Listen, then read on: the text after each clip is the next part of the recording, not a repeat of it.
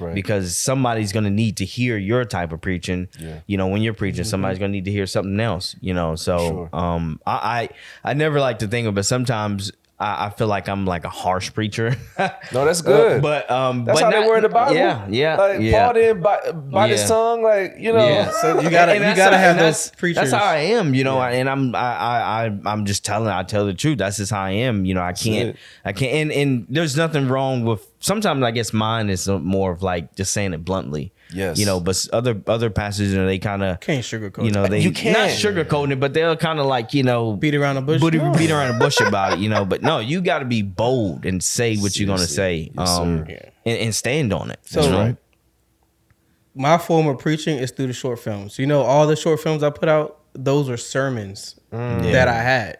So I literally just take a sermon that I did and just compile it into a 5-minute short film. That's genius. Because that's how people will digest it better. Yes, I can right. get up and because I have pages of notes on those short films. Nice. I literally a sermon first, and then I turn it into a short film, Dope. and I can sit up and preach it and teach it for an hour, 2 hours.